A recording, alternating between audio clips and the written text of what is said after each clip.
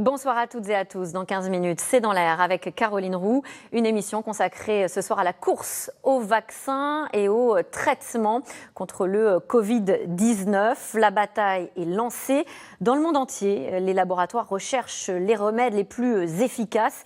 C'est dans l'air, c'est dans un quart d'heure. Caroline Roux et ses invités répondent à toutes vos questions, mais tout de suite, c'est-à-dire.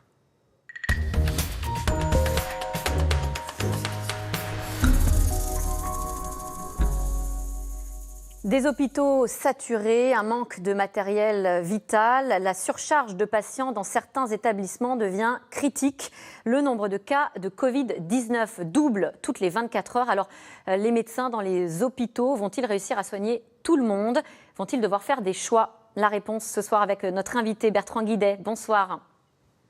Bonsoir. Vous êtes en duplex depuis l'hôpital Saint-Antoine à Paris. Vous êtes chef du service réanimation. Vous êtes également l'auteur d'un des textes de référence qui définit la prise en charge des patients prioritaires. On va y revenir, bien sûr.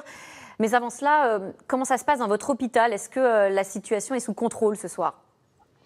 Alors, en Île-de-France, la situation est sous contrôle. On a une très bonne visibilité sur les lits disponibles. Et donc, on a une organisation permettant une montée en charge pour augmenter le nombre de lits de réanimation. Et oui, la question se pose, puisque vous-même, vous me disiez, pardon Bertrand Guidet, que oui. Vous aviez de plus en plus de cas qui arrivent. Et d'ailleurs, vous avez les derniers chiffres, notamment pour l'Île-de-France. On a tous les jours un état des lieux des malades hospitalisés pour réanimation en Île-de-France. Donc, pour vous donner les chiffres d'aujourd'hui, c'est 405 malades Covid+ en réanimation en Île-de-France, et c'était 349 hier.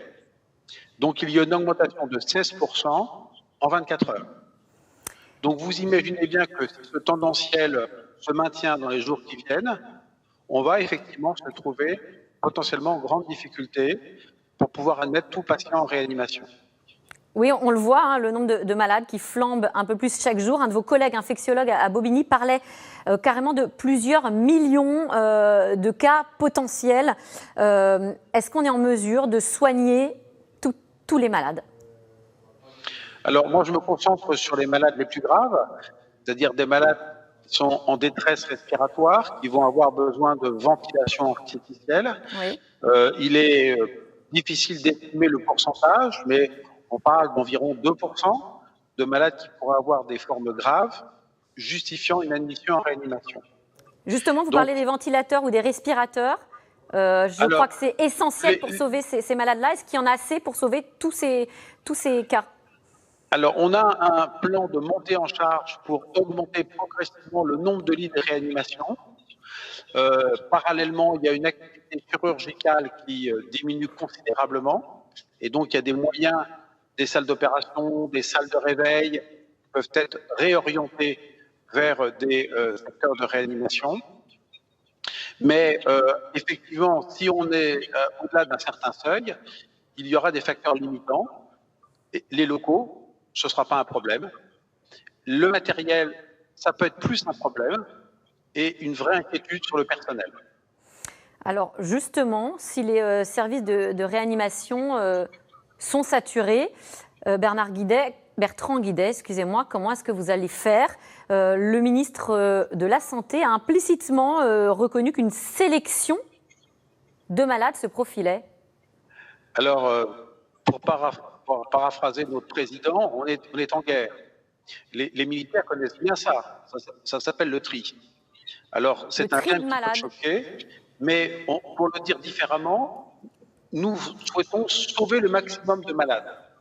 Et donc, nous devons prioriser, je pense que c'est le bon terme, les malades dont on pense qu'ils vont vraiment bénéficier des soins de réanimation.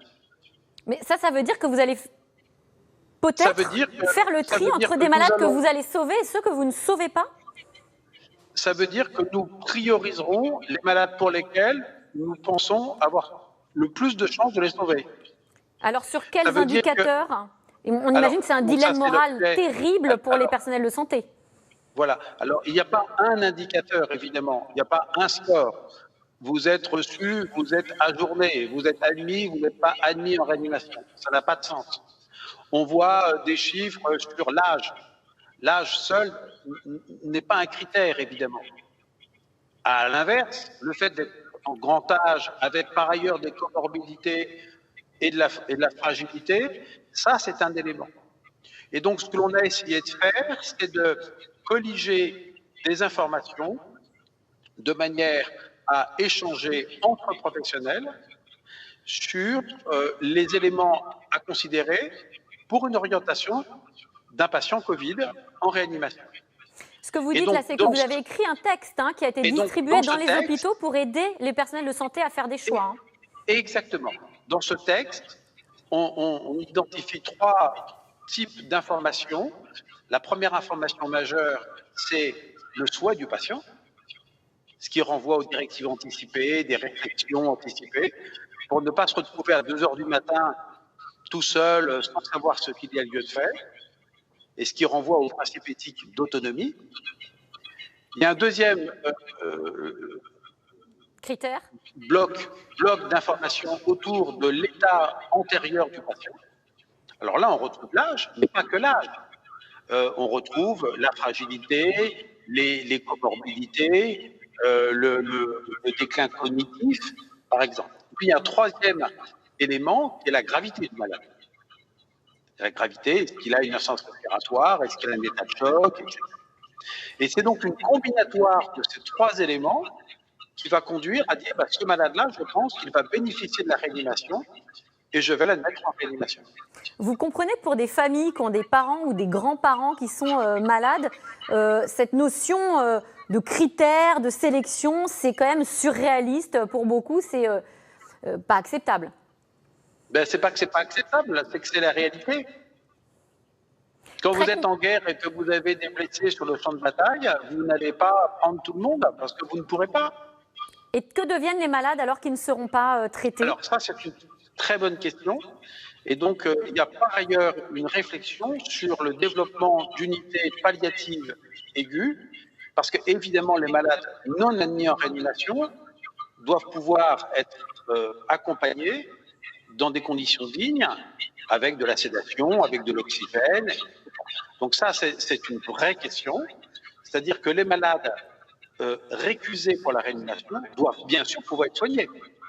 Mais ça ne veut pas dire qu'ils seront abandonnés. Ça veut dire qu'ils ne seront pas admis en réanimation. Comment est-ce que vous expliquez ces choix aux familles? Un point qui est très important à intégrer dans la réflexion, c'est que les séjours de réanimation sont des séjours très lourds. On parle de 3 semaines, 4 semaines.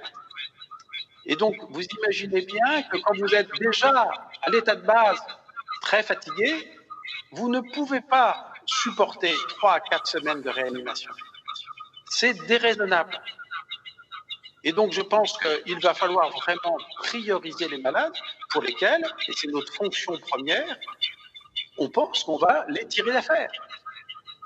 Alors, on imagine que pour les familles, c'est très compliqué d'entendre ces explications. Quels mots vous choisissez? Est-ce que vous en parlez avec vos collègues? Est-ce qu'il y a un comité d'éthique qui vous permet aussi, vous, de tenir le discours face aux familles? Alors, sur chaque groupe d'hôpitaux... Excusez-moi, monsieur Bertrand Guidet, est-ce que vous pouvez remonter un peu votre micro parce qu'on a des échos? Sur chaque hôpital, on essaye de mettre en place ce type de cellules de manière à aider effectivement les médecins réanimateurs afin qu'ils ne soient pas seuls à prendre ce type de décision. Ce qui renvoie à l'anticipation. C'est-à-dire que quand le malade n'est pas encore vraiment réanimatoire, il faut que l'on puisse discuter, et bien sûr avec le malade et sa famille, sur le niveau de soins qui nous paraît légitime pour ce malade. Est-ce que le personnel de santé qui vous entoure, les jeunes professionnels aussi de santé qui se retrouvent face à ces situations psychologiquement extrêmement éprouvantes, vont être accompagnés? J'entends parler de risques de choc post-traumatique, de dépression. Oui, oui. Donc moi, j'ai le témoignage des collègues de Mulhouse, c'est terrible ce qu'ils ont vécu. Donc absolument, pouvoir accompagner les personnels de santé afin qu'ils puissent être aidés, il faut le mettre en place. Eh bien, merci. On est en train de le faire. À l'hôpital Saint-Antoine, on est en train de le faire. Merci Bertrand Guidet. Merci d'avoir répondu à nos questions dans des conditions évidemment extrêmement difficiles. Vous êtes chef du service réanimation de l'hôpital Saint-Antoine et je vous laisse évidemment tout de suite retrouver vos équipes. Tout de suite, c'est dans l'air avec Caroline Roux. Une émission consacrée à la course au vaccin. On continue la réflexion bien sûr et au traitement du Covid-19. Bonne émission à vous.